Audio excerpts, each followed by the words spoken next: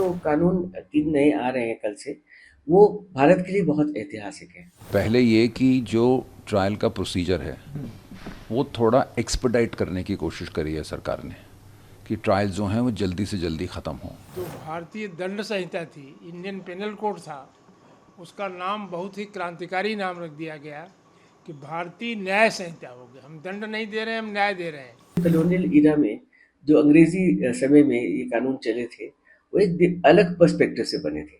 जो आज की तारीख है वो कुछ और मांगती है। सबसे इम्पॉर्टेंट है कि ऑडियो वीडियो का जो इंक्लूजन है बीएनएसएस में वो बहुत हेल्प करेगा ट्रायल्स में। ऐसा नहीं है कि आप जिस थाने के क्षेत्र में घटना होगी उसी थाने में आप रिपोर्ट लिखाइए। आप कहीं भी लिखा दीजिए, वो संबंधित थाने में पहुंच जाएगी। निर्णय शीघ्र नहीं आया तो एक बात इन्होंने कही है कि 30 दिन में निर्णय आना चाहिए। देखिए, मेरे हिसाब से जो कानून 3 नए आ रहे हैं कल से, वो भारत के लिए बहुत ऐतिहासिक है। हमारे साथ ये पूरे कॉलोनियल ईरा में जो अंग्रेजी समय में ये कानून चले थे, वो एक अलग पर्सपेक्टिव से बने थे। जो आज की तारीख है वो कुछ और मांगती है। क्रिमिनल जस्टिस सिस्टम जो हमारा है उसमें ज़्यादा कन्विक्शंस नहीं हो पाई हैं, लो रेट्स हैं, बहुत डिलेड सिस्टम है, और एक तरफ से कॉलोनियल जो इम्प्रेशन है वो रहा है। As far as security of country है, वहाँ पर इकोनॉमिक ऑफेंसेस को भी हम बीच में लेकर आए हैं।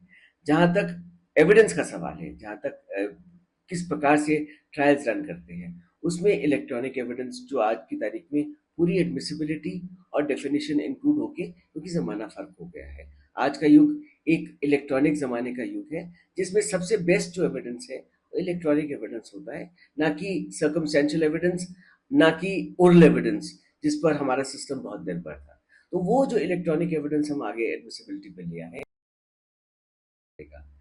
दूसरा, जहाँ तक ऑफेंसेस है, उसमें किस प्रकार से इन्वेस्टिगेशन होगी, कितने समय में होगी, उसकी क्या रिपोर्टिंग होगी, विक्टिम को हर चीज़ बताई जाएगी, उसकी हर समय सीमित हो गई है, किस समय में रिपोर्ट आगे आएगी, किस समय कोर्ट में फाइल होगी, कितने समय में चार्ज फ्रेम होगा, कब वो जजमेंट पास होगी।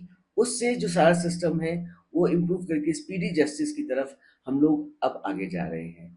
फाइनली, एक जो और बहुत महत्वपूर्ण बात है इकोनॉमी की, जो मैंने आपसे की थी, जहाँ पर इकोनॉमिक ऑफेंसेस को बीच में लाने का एक मेजर युग है। बिकॉज आज की तारीख में हम देख चुके हैं पिछली रिजीम्स में जो सरकार में चले, वो सारे स्कैम्स फाइनेंशियल स्कैम्स थे।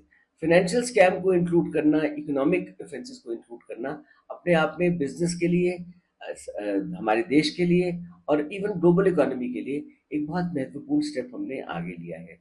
विक्टिम को आगे लाना, ये एक और बड़ा चीज़ है जो हमारे कानून ने किया है कि विक्टिम को सबसे सारी जानकारी हो, विक्टिम एक भागीदारी हो प्रोसेस में, ना कि एक स्ट्रेंजर हो। क्योंकि अभी तक क्या होता था, अक्यूज का तो सारे राइट्स थे, विक्टिम का कोई राइट नहीं था।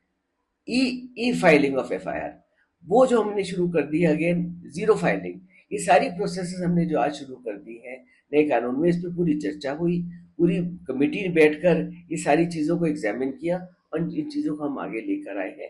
देखिए, मैं समझता हूँ कि असर तो बहुत ज़्यादा पड़ेगा। पॉजिटिव भी है, कुछ नेगेटिव भी है, बहुत कुछ पॉजिटिव है मैं अगर कहूँ आपको तो। पहले ये कि जो ट्रायल का प्रोसीजर है वो थोड़ा एक्सपेडाइट करने की कोशिश करी है सरकार ने कि ट्रायल जो हैं वो जल्दी से जल्दी ख़त्म हों। हर चीज़ की टाइमलाइन एक उन्होंने फिक्स करी है प्रोसीजर में। और सबसे इम्पॉर्टेंट है कि ऑडियो वीडियो का जो इंक्लूजन है, जो उन्होंने इंट्रोड्यूस किया है, जो प्रोसीजर है उसमें बीएनएसएस में, वो बहुत हेल्प करेगा ट्रायल्स में।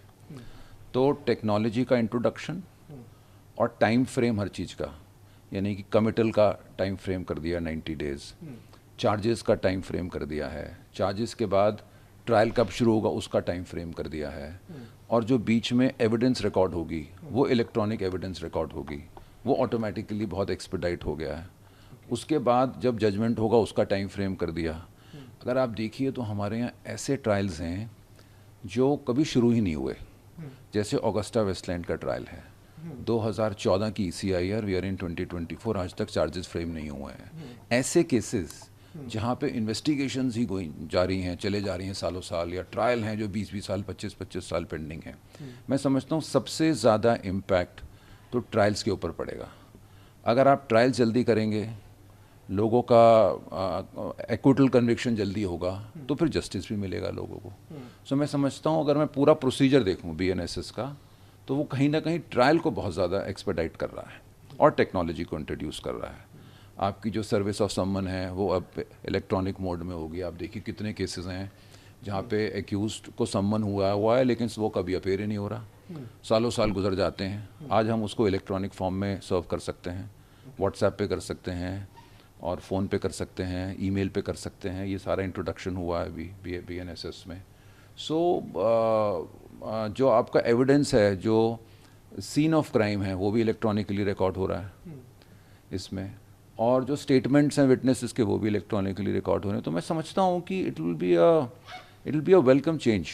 जो भारतीय दंड संहिता थी, इंडियन पेनल कोड था, उसका नाम बहुत ही क्रांतिकारी नाम रख दिया गया कि भारतीय न्याय संहिता हो गया। हम दंड नहीं दे रहे हैं, हम न्याय दे रहे हैं। सजा भी कर रहे हैं तो न्याय कर रहे हैं। हाँ, तो एक नाम ती हो गया। दूसरा ये है कि भारतीय नागरिक सुरक्षा संहिता है, जो CRPC थी, उसका प्रोसीजर ऐसा बनाया गया है कि सुरक्षा लोगों को मिले, सिक्योरिटी सबके लाइफ एंड प्रॉपर्टी की सिक्योरिटी हो, इस तरह के कानून बना दिया गया।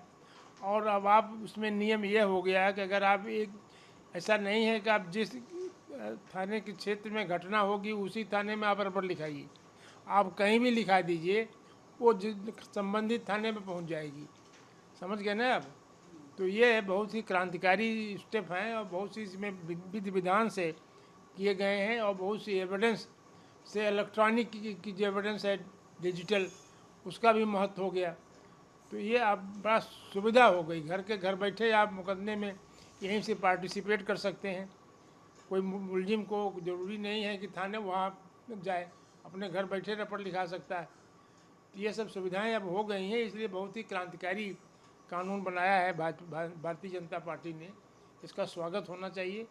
लेकिन अभी ये है कि ये कानून नया है, तो इसमें वकीलों को भी, जजों को भी, कोर्ट को भी और पुलिस अधिकारियों को जो जांच करते हैं उनको भी इसमें काफ़ी परिश्रम करना पड़ेगा। मुझे लगता है कि इस नए कानून में जो सुप्रीम कोर्ट के बहुत से निर्णय हैं, उसकी जो निचोड़ निकलती है उसको इन कानूनों में डाला गया है। प्लस ये कहा गया था कि भाई हमारा जस्टिस सिस्टम बहुत डिलेड है, तो डिले को कैसे मीट किया जाए, वो एक बहुत बड़ी बात थी। जजमेंट्स में सुप्रीम कोर्ट ने कहा है कोई भी जज इतनी देर तक कोई जजमेंट रिजर्व नहीं कर सकता। तो ये एक बात थी कि निर्णय बहुत जल्दी आना चाहिए।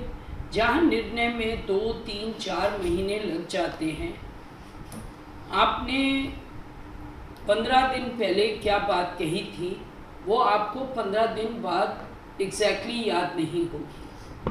अगर किसी ने बहस सुनी है 15 दिन या 1 महीना पहले और वो जजमेंट तब तक प्रोनाउंस नहीं करे, तो अगर वो 6 महीने या 1 साल के बाद जजमेंट प्रोनाउंस करेंगे तो उनकी याददाश्त, चाहे उनके पास नोट्स भी हों, चाहे रिटन सबमिशंस भी हों, वो नहीं होती। और ये हम लोग एज लॉयर्स क्रिटिसाइज़ करते हैं। इसमें हम बहुत इस बात पे एतराज़ करते हैं कि निर्णय शीघ्र नहीं आया। तो एक बात इन्होंने कही है कि 30 दिन में निर्णय आना चाहिए।